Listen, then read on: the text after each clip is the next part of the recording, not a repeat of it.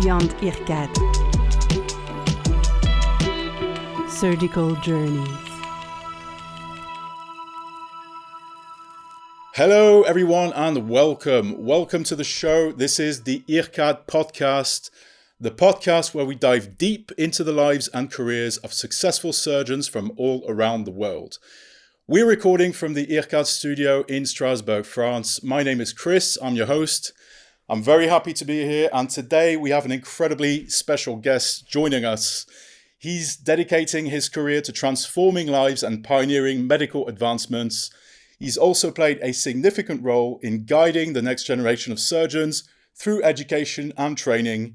Dr. Armando Melani, benvindo. Welcome. Thank you for being here today. Thank you, Chris. My pleasure being here today with you and all the guests. It's a pleasure. So for this podcast, we'll be talking about you. We'll be focusing on you, and the goal is to provide insights to the younger generation of surgeons, our listeners, medical students, young surgeons, and explore the path that's led you to where you are now. So to begin this podcast, I like to talk about where it all began for you. You're from the vibrant country of Brazil. Can you tell us a bit about your personal background and where you're from? Well, I'm from São Paulo. Is the capital of the São Paulo state. It's the middle of the Brazil. It's a very incredible city and one of the biggest in Latin America. And I did my school in Brazil, my high school, and then my desire, because my parents, they were from the countryside of Brazil. It's a small city located 400 kilometers from São Paulo. And so I decided to apply for the medical school at the countryside. And so I went when I was 18 to Ribeirão Preto, where I did my medical school in University of São Paulo. And from there, I decided myself I will never put my feet in São Paulo again as a doctor. I want to live in the countryside. I want to do what I can do for the people that maybe I'm going to do some difference in their lives.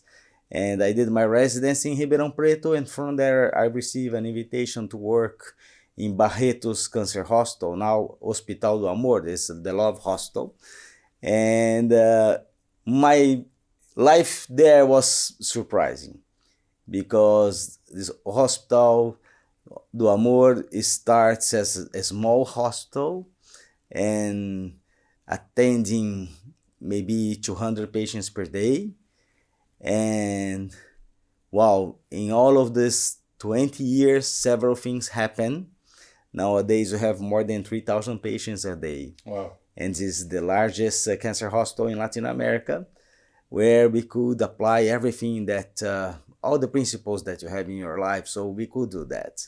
And maybe we're going to talk a little bit later about everything that we did and why we did in this place. So it's a journey to change life people, and a journey to change yourself.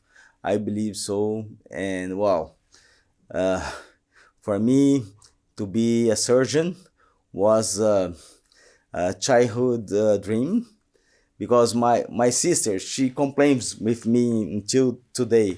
She used to receive her toys like Barbies or something, the dolls. And so I used to open the abdomen of the dolls with scissors. Oh, really? Yeah. And so my mother said, "What are you doing?" I said, "I'm going to cure them. I'm a surgeon." And so this was inside me since the beginning, I believe so. Wow, that's incredible. So from a very early age then? Exactly. Okay. Yeah.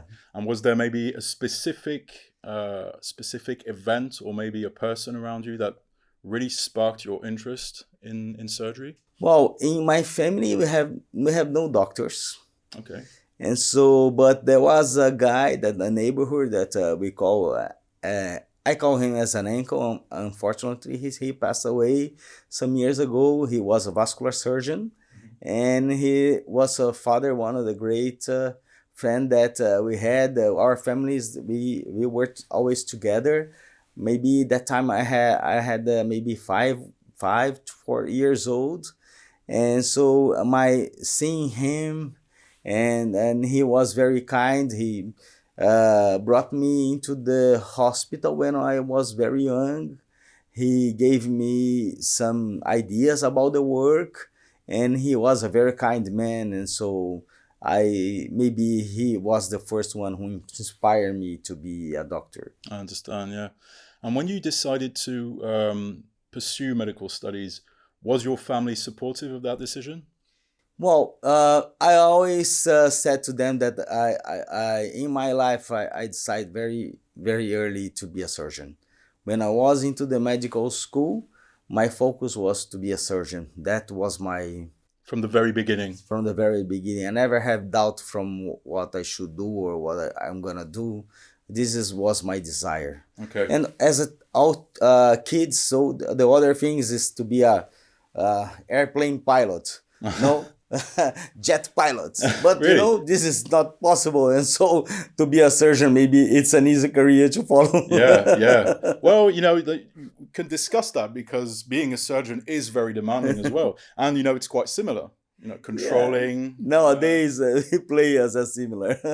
Yeah. And as you did your medical studies, you already knew you wanted to be a surgeon. Were there people at that moment, like surgeons, that you looked up to and used as a source of motivation? Yes, that's true. There's always someone Yeah. that you look for and you desire by yourself. So I want to be that guy. I want one day to give a lecture as that guy. I want to have the skills of the other guy. I want to perform as this one. And so in my career, I saw 3 or 4 examples that motivate me to do my best. Mm-hmm. But, everything that you do, you should do with passion and you should do in the best way. I believe that this is the secret to succeed. So to love what you are doing. And what I do in medicine or the career, I do because I love to do that. And maybe I succeed because I love to do that. I do that with the pleasure. Yes. Imagine if you have to spend a part of time of our life, great part of the time of our life, doing something that you don't like, is terrible. Of course. So you have to choose something that is gonna motivate you, or something that you really are going to enjoy. The worst thing that can happen is wake up in the morning, going to a place where you are going to work, and you hate that thing. And so, and this for me maybe is the key to succeed. Is the key, I believe so. It's something you have within you, isn't it? Exactly. I believe this is the most important thing. So success money comes after, but you cannot focus your career because you want to be rich or you want to be known. It doesn't work. Do you think some surgeons do that for the wrong reasons? I believe so. We see several of them, distinguished specialties that, I want to be, for example, nothing against the plastic surgeons, but the guy wants to be a plastic surgeon because he wants to do a lot of money. He wants to be famous. And so, well, it's not this way, I believe. So if you are a very good plastic surgeon, and if you do things that everybody's gonna admire because this is aesthetic surgery in the majority of the case, okay, you are gonna have that. But you have to feel that your work has to be done with passion. You have to enjoy every nose that you create, or every face that you create. Otherwise, it is not going to work. And so I really believe that this is an important key. Yeah. To succeed. Because plastic surgery has become quite big in Brazil, hasn't it? Yes, I believe that's one of the biggest markets. So we have international tourism for plastic surgery. Several people come from Europe to Fortaleza. That is a short distance, it's 6 hours flight.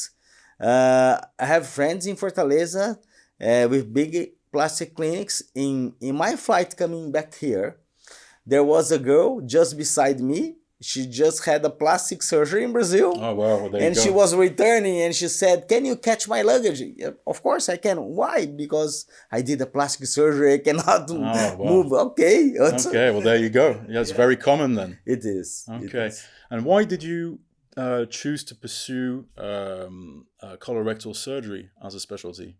Well, this is another thing. In my career, I always thought to be a urologist. A urologist. Yeah. Okay. At the beginning, I thought to be a urologist. I followed the urology team until my second year of residence. In my second year of residence, I think by myself that, oh, they are gonna do kidney transplants, okay, prostates, resections. Well, but this is not, for me, it wasn't challenge. And I said, which is the challenge thing in surgery that, besides cardiac surgery, that, the cardiac surgeon is God in earth, right? Yeah. But no, in abdomen that I like trauma, I like abdomen. So which is the thing in abdomen that is challenging, that still had not the best results in the world, with fistulas, complications, which is the most complicated surgery where the surgeon can be a difference. And I look for colorectal. Colorectal is one of the specialties that if you don't do well what you are doing, you can have a lot of complications and patient can die, or they need to use colostomy forever. And this motivates me to change specialty for colorectal. The challenge. Yes, the challenge. Yes. And more we are seeing colorectal cancers. Is the second largest cancer in the world. Only miss for prostate in men and breast for women. Mm-hmm. And the main reason for that is that our food is nowadays terrible. Okay. And so our food is terrible. So the food plays a big part in causing those cancers. Yes, that's the truth. Because if you imagine that you are a vegan and your diet is soya based, where does soya come from? Largest industries, several products that they put to grow the soya beans, and a lot of poison things to kill the plagues. Mm-hmm. And at the other side, okay, no, I'm not vegan. I'm gonna eat fish, and I'm gonna eat beef. Okay, but you have a lot of hormones.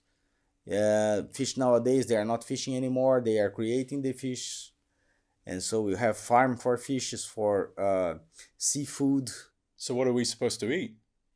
And this is the thing. If you don't have your own chicken or egg, you cannot trust anywhere. Wow. And this is a world problem. We grow as a population. We need to feed all these people. And there is no way, if you have no industry behind of the food, otherwise nobody's gonna be feed. And so this is very important, I believe, and the understanding of that. And so we have to eat what we have. Yeah. But there is a way to prevent colorectal cancer, and now the societies established that the age to start screening with colonoscopy is beyond 40 years. So if you have 40 years, you have to do your colonoscopy to prevent or check if you have some polyps to avoid a colorectal cancer. Okay. And we are seeing people with 32, 36 with colorectal cancer. Wow. So unless you have your own farm, for example, it's quite complicated. Exactly. That is the thing. That's if pretty you don't scary. Have your own, yeah, it is scary. It's scary. It is scary. You were talking about challenges. You were looking for a challenge. Were there times early in your career as a young surgeon when you had challenges that you think really shaped you as a surgeon? Well, the first thing was during the residence program, where you start as a resident and there is a lot of pressure on you. And sometimes you have to decide by yourself what you have to do with the patient, and sometimes you are in a crisis time. You have to do the best, and so you have to be prepared. The worst thing that can happen for someone that is in formation is learning, or the learning curve is to face something that you know that you could do different, and you could not because you had not only resources, but you didn't have the skills enough to do that. And during the our life in the learning curve of residence, it happens. And so every small case that you saw that, oh, in this case I could do different thing and I didn't, so I have to improve myself or study a little bit more to do better the other day. Yeah. And I believe that well, we deal with lives, and so when you see the patients eye by eye, and you have to decide with them, it's a different situations that you see on the book. So we read the book, oh, okay, you have to do that, but when the patient is facing to you, it's a totally different thing. I can imagine. Yeah. Yeah, and as a doctor, we have to have this relationship with the patients. If you don't have this, you are not a machine. So you cannot play as a machine, but you have to understand the situation of the patient. Are there times when you're facing a challenge and it takes more than just skills? Like, for example, are there situations where you just go with your instinct, with your experience? Well, yes, sometimes it happened. I remember well, at the middle of my residency, I was in an emergency unit, very small one, and I received a patient with the family, and the guy had the pain at the chest, and he was having a heart attack. Wow. The next hostel was, I believe, about 50 or 70 kilometers from where I was. There was no way to check his pulse or no electronic medical device to do that. I ran into the ambulance with the guy. I was measuring his pressure every 3 minutes, taking his pulse during the entire trip. And when we arrived at the hostel, I could deliver the guy and they could do what they should do. Because in where I was, I could do anything. I have no medication, only medication for pain. And so I was very satisfied that day because I could follow the patient and I could, not saving his life because I didn't do that, but during this transport time, Yes. I could be beside him and helping him, speaking with him, giving some support, psychological support to pass that hour and a half to arrive at the hostel and be okay. I could simply, in another way, what I could do, put him on an ambulance and send him there. And so, and I decided to do differently. And so how does it feel when you know that you've made a difference? Well, it's a kind of a gratitude to yourself. So you feel you have a feeling that you do something or you did something that is really, really good. Yeah. So your adrenaline goes up and you feel like so being in a paradise. Yeah. That's the thing. Do you even sometimes feel like you have special powers in the operating room? You can save a life. Well, this is something that can cross religious theme or another things that you can believe.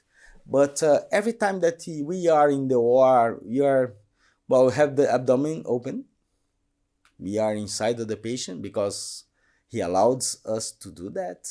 Because patient come to you and he trusts you for doing that thing. So it's not related to, oh, I'm a powerful guy. No, it's not related to that. It's related to the commitment that you did when you swear behind there, that when you just finish your medical school, you swear what you have to do because we have to swear when we become a doctor. And so I believe that that's the thing. You have those principles that rule medicine just inside you. Yes. Yeah. When you just finished medical school, though, is it difficult to handle that new big responsibility?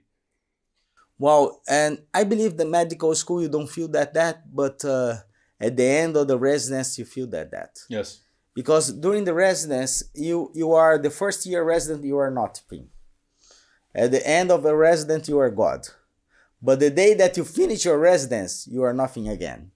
And it happens in medicine because you finish your graduation, you are nothing. Yeah. Because you compare with the people that are coming behind you. So you are the first year, you are the sixth year, and then this is what we do. But when we finish, we are nothing again. And so we have to we have to do the things to grow. And over the years, I can imagine that the pressure that you can feel maybe at the beginning of your career, you kind of get used to it, don't you? Well, I believe the residence program is very important to understand the pressure, because you can deal with the pressure as a professional, or you can deal with the pressure as a crazy guy. And we are professionals. We have to deal with putting everything, and we have to think about what we are going to do under pressure and establish things that is going to decrease your mistakes. And this is the most important thing.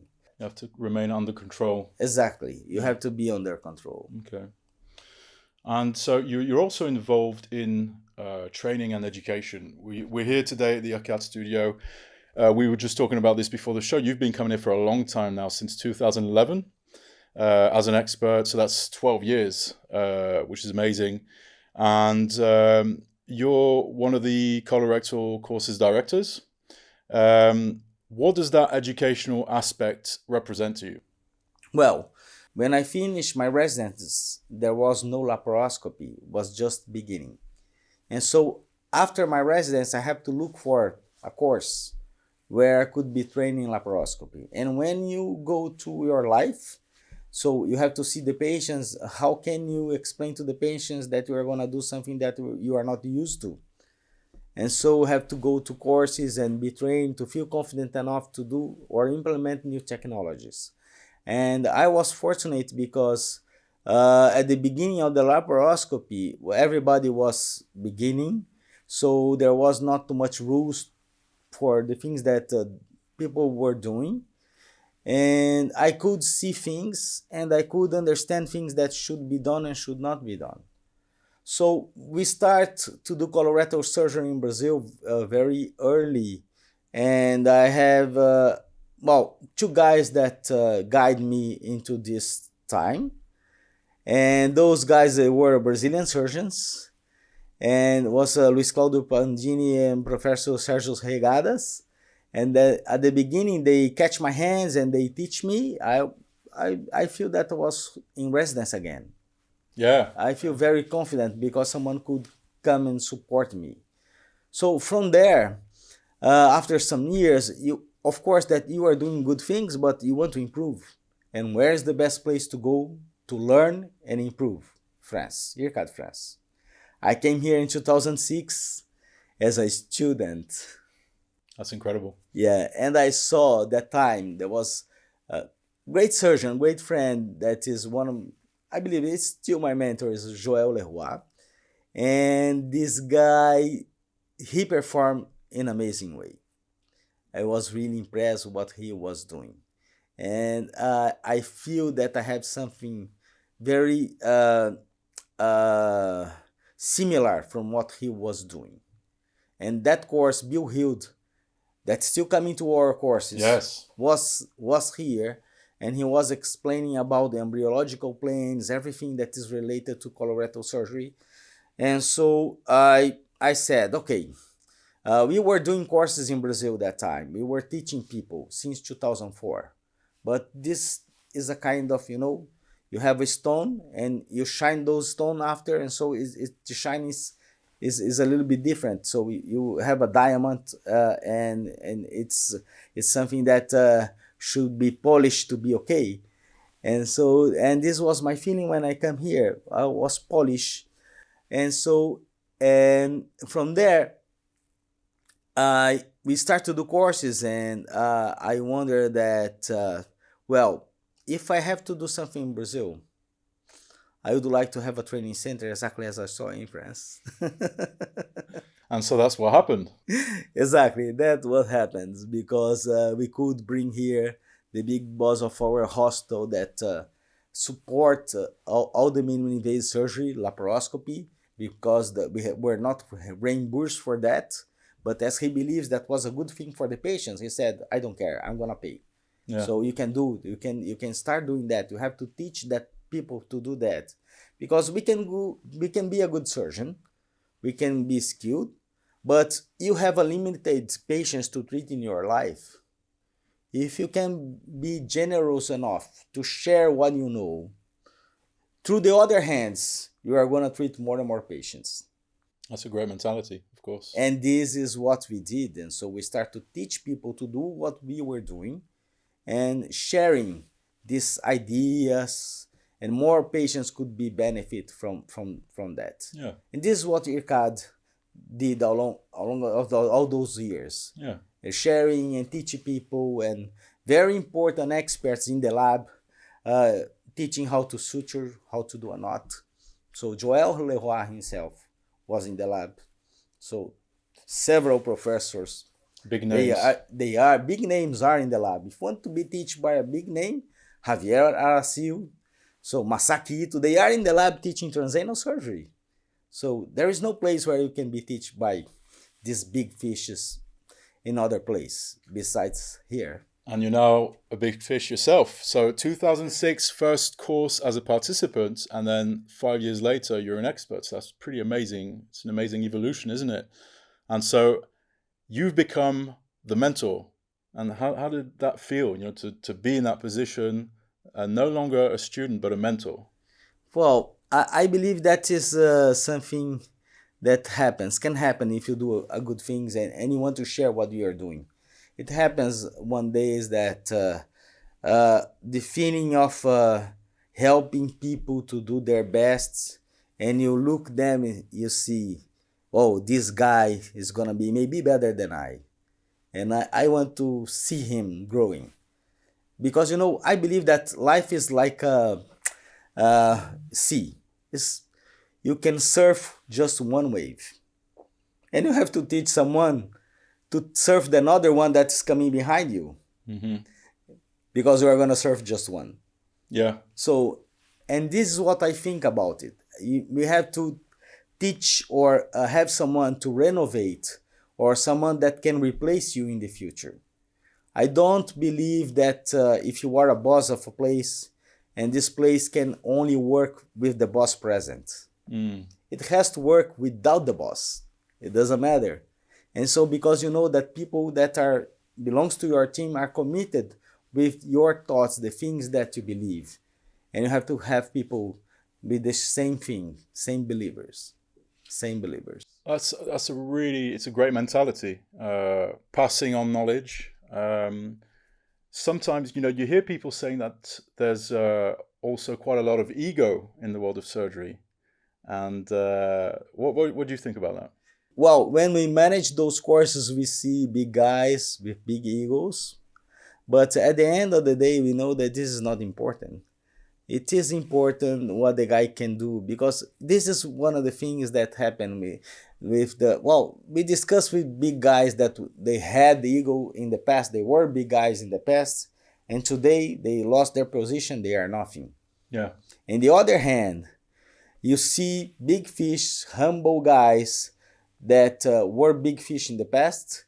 They are not in their position anymore, but they are still coming and teaching because they are respected. I understand. There is a big difference. Yeah. And impose yourself with big ego, or be respected from what you are doing. And I believe this is a great message. Yeah. It is a great message to be respected. To be respected, you cannot. You have to be humble. Yeah. Because everyone can do what you can do, probably, if they are trained on that. If he prepares itself to be that person, his mentally, you prepare yourself to do the difference. And so you can become someone. Yeah. But you have to do this with respect. And so you're also obviously involved in the IRCAD centers in Brazil. What's the story with that? How did that happen? How did that come to life? Well, I have to apologize now, my friends from Argentina. But when I come here and asking for IRCAD in South America, Jack came to me and said, "Oh, Armando, unfortunately, we are just starting a center in Argentina. The foundations are rising, so we are going to start the building soon, I believe so. I don't think that's possible to have an IRCAD in Brazil." Oh, really? I said, "Okay, I'm going to bring my boss here." So, and when we came with my boss, Henrique is a special guy. He's controversial guy, but he's a wonderful. I love Henrique Prata. I love the way that he behaves. I love what he believes. And so Henrique came without speaking any word in French or English. Even Portuguese was very bad. He has a great history in life. And so Henrique came, and so we sit together with Jack Marisco, and we had a meeting, and at the end, Henrique says, "You cannot translate what I'm feeling." For myself, for Edmundo Mauá, that was beside us, is another director of the hostel, and that time we didn't speak English very well. So, and Henrique says, "I'm gonna speak in Portuguese. He's gonna understand." And so after that, this meeting, Jack came to Brazil. And well, it's miracle. Yeah, it happened. And we had the first unit, and some few years later there was another guy, Edson Bueno. He decides to do a training center more focused on robotics, but also minimally invasive surgery. He came and we had a partner together because the first IRCAD in Brazil is attached to a cancer hospital. So some disease that we want to share or we want to teach, you don't have in those in that cancer hospital. Okay. And this is why we had the second unit for general surgery or another specialties, and was complementary center, one to each other. And this is why you have two centers in Brazil. So the first center was in Barretos, is that correct? And the second one? Rio de Janeiro. Okay. And so in Barretos is very special because the number of patients that we have in the hospital, the numbers of surgery that are done per day in minimally invasive surgery, nobody can do in South America. And nobody can do. And this is very good because we are able to teach people and to share all of those knowledges that we got in few years, and people are going to probably live their lives and are not going to operate the number of the cases that we are able to operate in 2 or 3 years in Barretos. Okay. So how would you say that Brazil would compare to like France, for example, or the United States as far as surgical advancements are concerned? Well, one thing that for me matters, and I see that traveling all over the world, is the skills of the surgeon. And how surgeon is able to deal with the anatomy, with difficulties. When you are trained in a place where you have plenty of resources, so the resources, I'm gonna overpass your skill. When you are trained in a place where you don't have resources, you have to be skilled enough to deliver the same results. And I believe that Brazil and South America countries, and India, some places where we don't have the same resources that we can have in USA or in Europe, makes the surgery in a different way. I understand. And I believe this is very important at the beginning. But at the end of the thing, work with all the resources that you can is very good. But first you have to understand how to work without them. Because this is what we are seeing in the next generation. If they don't have something, they are not able to perform what is stupid. Yeah. And here in IRCAD, so we teach exactly that. We start without any resources. And so at the end, you have big energy device, you have staplers, but you have to be trained in all of those things. Yeah. It's good to know how to not rely just Exactly. on the technologies, of course. Exactly. And now with the robotic surgery, it's happened the same, because robotic surgery is you cannot have robots everywhere, and it's a very good technology but very expensive. So access to this technology is not for everybody, and this can be a problem. So do you think that maybe technical advancements are not necessarily a good thing all the time, because some of the young surgeons might completely rely on that, but they won't necessarily know how to perform an operation without certain tools? Is that a risk, do you think? I believe that this is a risk. This is a risk. Well, we were in the pandemic phase. So what happened during the pandemic? Several supplies didn't come into the hospital. So how can you do without those supplies? Of course. Yeah. You have to deal with this is a war scenario. And you have to deal with that. Some people learn and some people gave up. Yeah.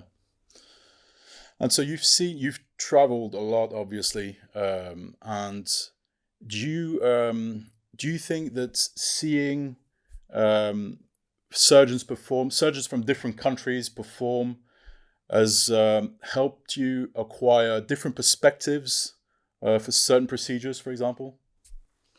Yeah, and I believe this is the beauty of the world. So when you are teaching by one surgeon or one school, one residence program, you are teaching that school. But there are maybe much more than one way to do the thing in a good way. Yeah. So if you have an opportunity to travel and see, or coming in a place where you can see all those guys together and you can understand what they are doing, of course, every time you can have a new tip to improve what we are doing in a way that is going to facilitate for you. And so, and I believe this is very important, because when we get out from a program of training, we believe that our masters, they know everything and they teach us in the best way possible, and there is nothing more to learn. And this is not the truth. Yeah. And this is not the truth. So I improve myself a lot coming into IRCAD. I'm still improving, because every time that we come here, and even as a faculty, I believe, in fact, we discuss about that among the faculties, that for us, the course is much better for us probably than for the attendees, because we have an opportunity to discuss new things, to discuss things with people with high-end mind, and we can wonder what we want to do for the future or changing something. And we see several seeds that grow from here, from the discussions. And 2 years after, the guy published a paper, and they said, well, we discussed before this 3 years ago. And were there times when you, because you confront ideas, you compare points of view, were there times when you just simply didn't agree with another expert? Does that happen?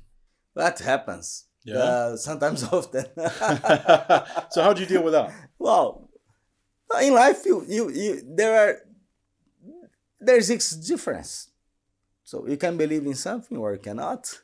So sometimes there are differences. And I believe that in some certain areas, there is not the right answer, because everything depends.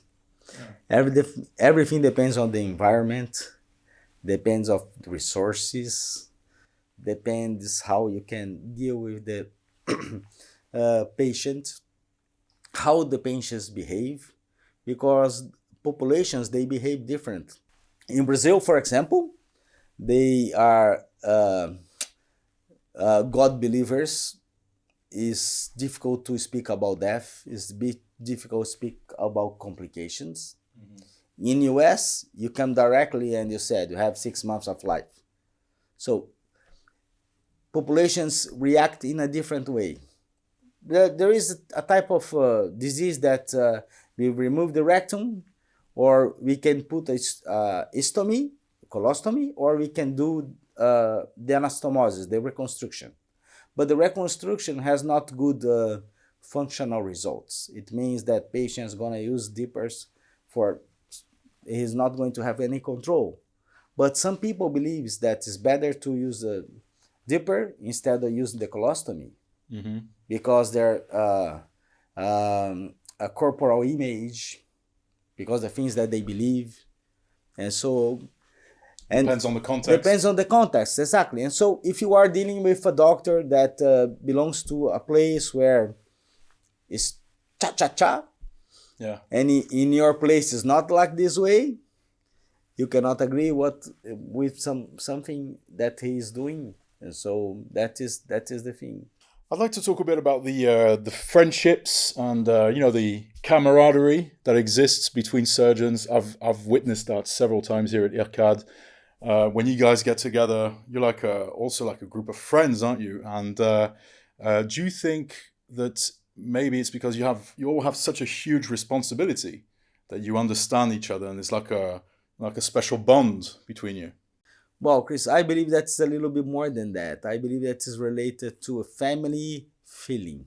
So as we respect each other, even if we have difference, so sometimes we have fights here. Yeah, of course it happens, you know. So, but we respect each other, and so we respect our work, and we know that someone that come here as a faculty, he wants to share much more than being in the spot.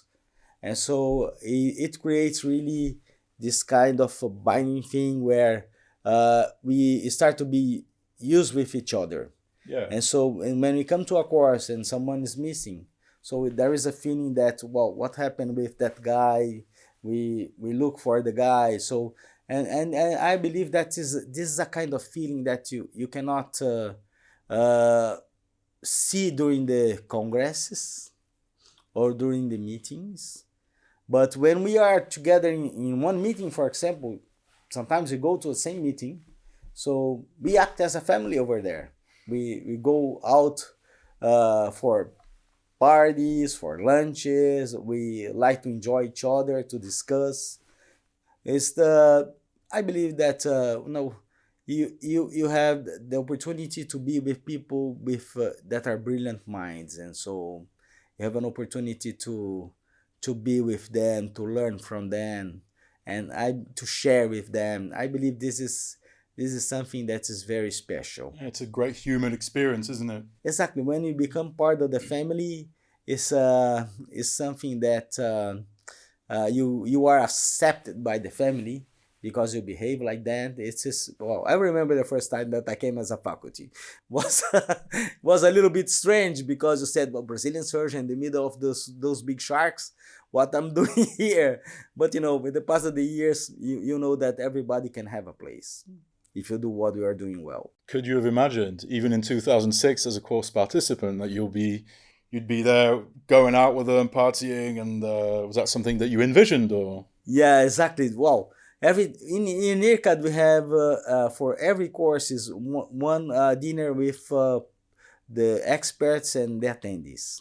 So when you are in this dinner, so you see all of those peoples among the attendees.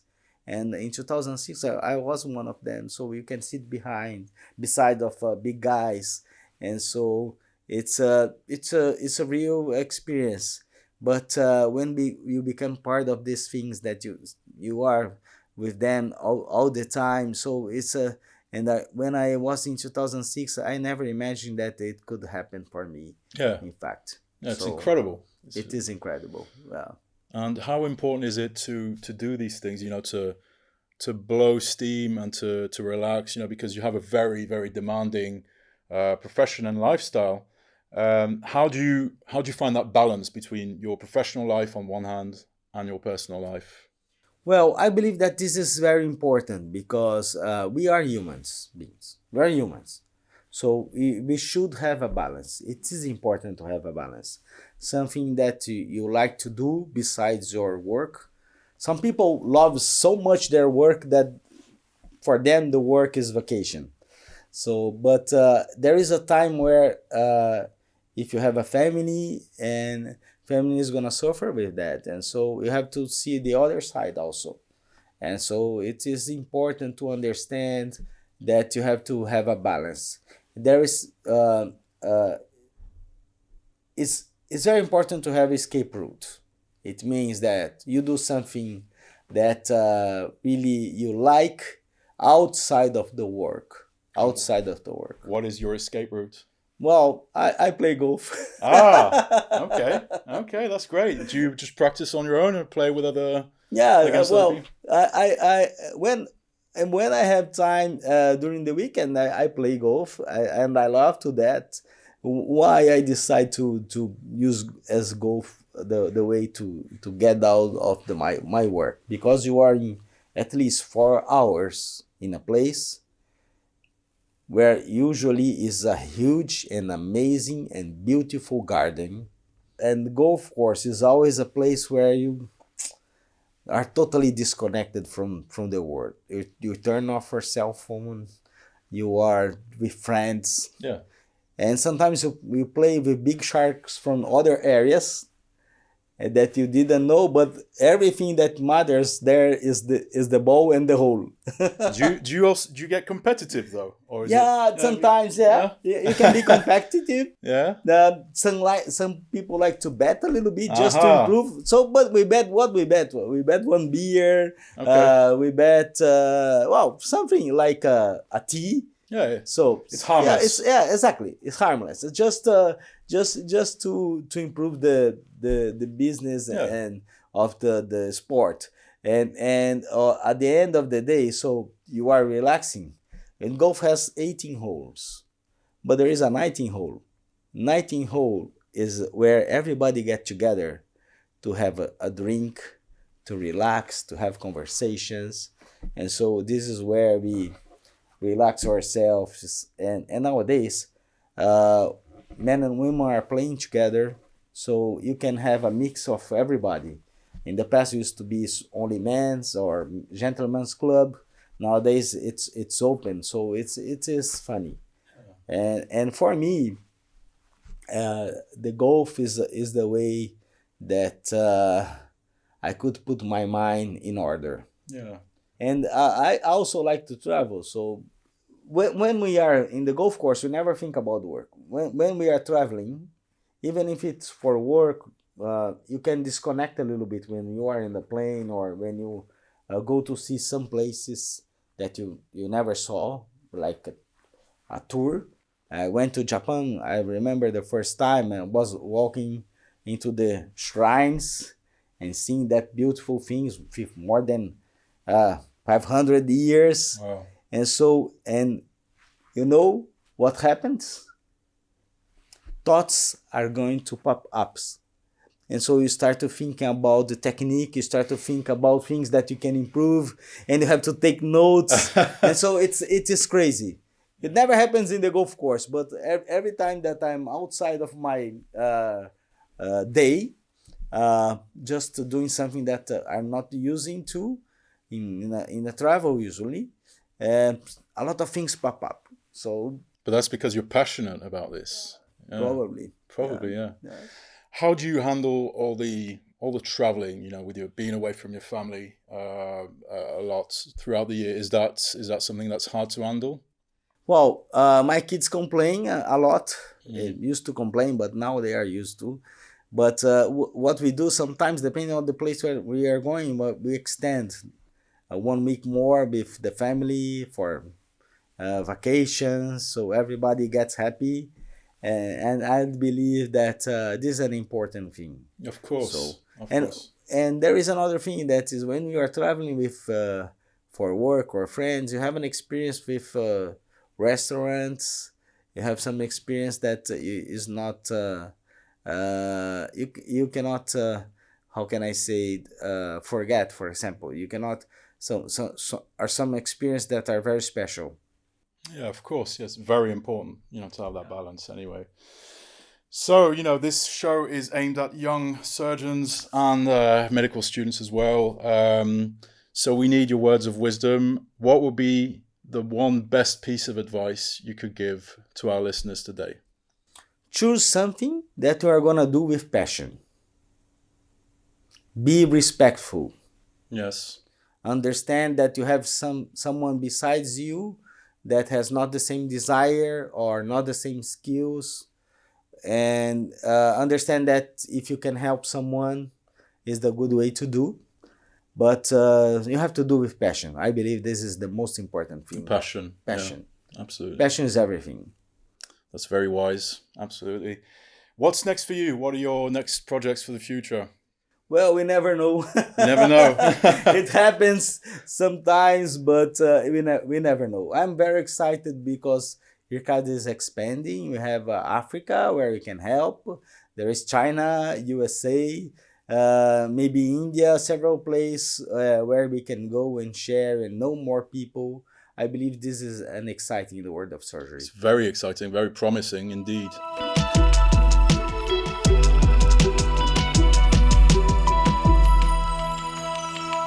Armando Melani, thank you so much for being with us today. It was great. Muito obrigado. Thank you so much. Obrigado, please. I'd like to thank all our listeners worldwide. I'd like to thank Rita Rodriguez and Margot Dibolt for coming up with this great idea of the podcast. Big thanks to Melody, our audiovisual technician, as well, for taking care of all the technical aspects of the podcast too. Stay tuned, guys, because we've got some more big names of surgery coming up on the show. And I'm sure there's a lot that we can learn from their stories, just like today. So stay tuned and see you guys next time. Thank you. Thank you.